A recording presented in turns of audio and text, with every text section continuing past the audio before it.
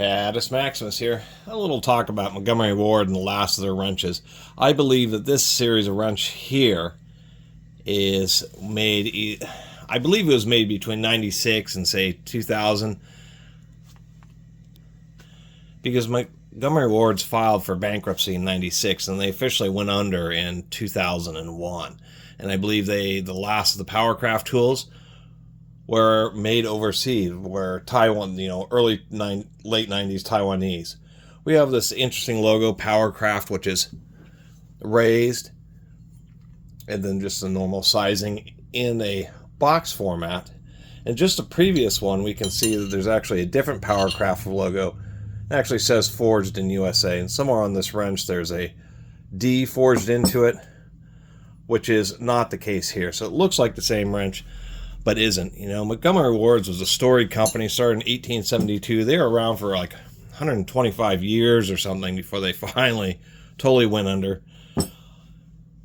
Their intellectual property, their trademarks and business name were bought in 2004 and then rebought by, I guess, a Swiss-based company in 2008. And so that's why there's a website, is that Swiss company is trying to, use the Montgomery Ward's name and basically run the business the same way. At least that's what they say on their website. But they don't honor any of the old Montgomery Ward warranties, and they don't make hand tools anymore.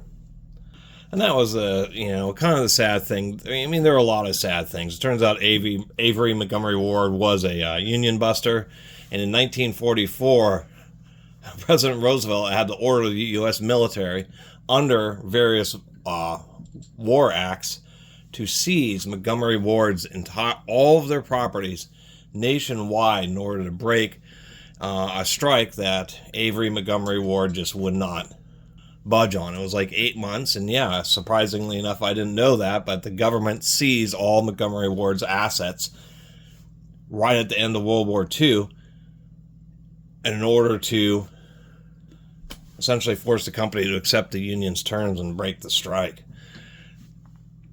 And speaking of logos, the much older Powr-Kraft tools from like the 70s and stuff have this italic font.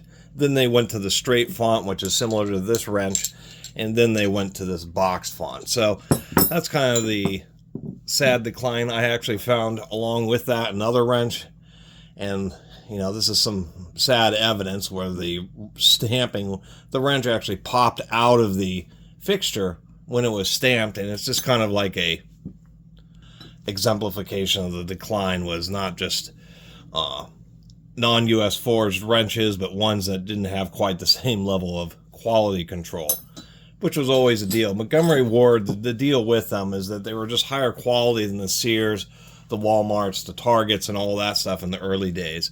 And some more history about them. Many of their buildings are actually U.S. National Historic Landmarks.